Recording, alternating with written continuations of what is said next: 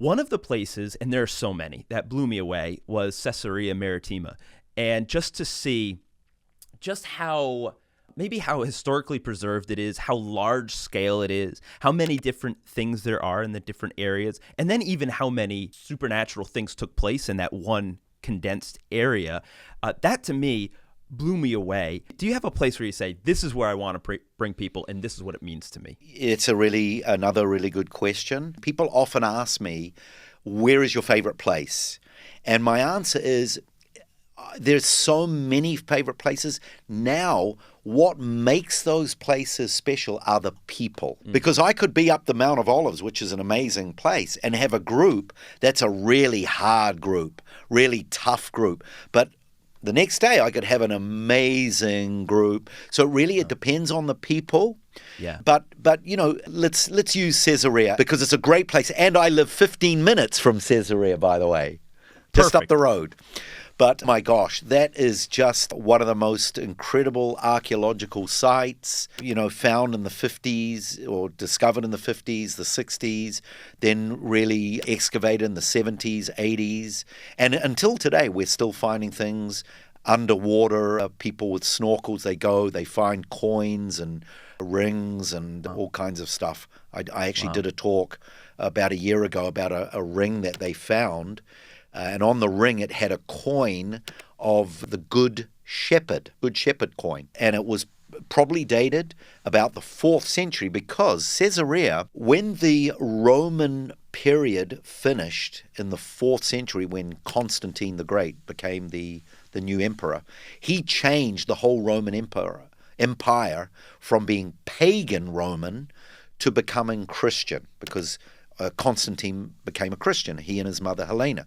So for the next 4 centuries, Christianity flourished throughout the whole of the Middle East, and Caesarea became one of the key theological places for study. And in fact, the first bishop of Caesarea, a man called Eusebius, he had a library of about 20,000 books there at Caesarea. And so we know, according to other ancient writings, that there was a lot of apologetics going on in Caesarea between the Christians, between the Jewish people. Both groups of people, believed that they were God's chosen people. The Jewish people still believed that they were God's chosen people, but now the Christians, they also believed that they were God's chosen people.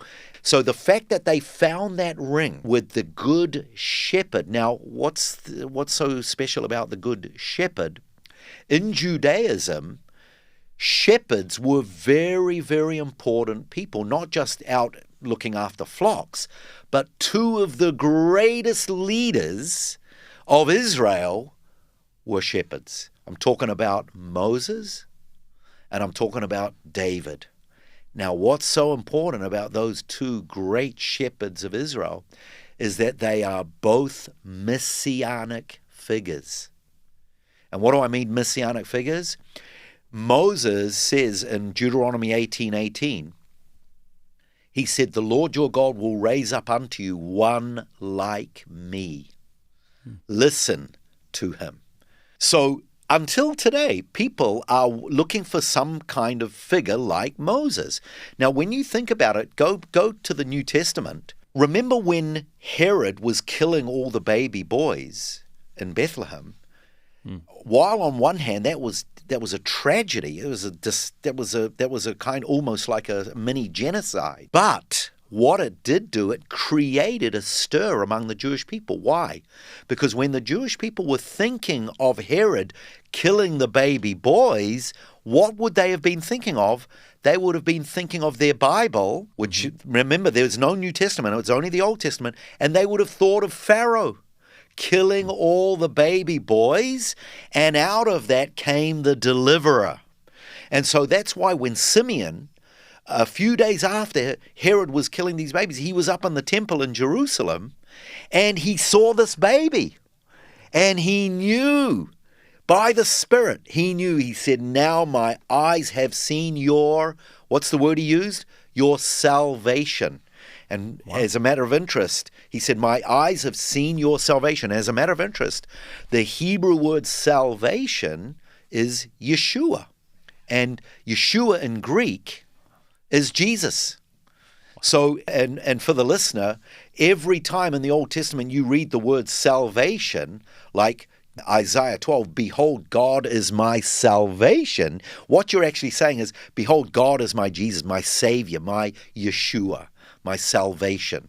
So, this ring, you find this ring, you think, okay, it's a ring, but you break it into its historical context. What was going on there? Apologetics, Jews, right. Christians, and then you start to understand what the Jewish concept of shepherds was compared to what was it in the Christian period, and you've got a great story behind that ring.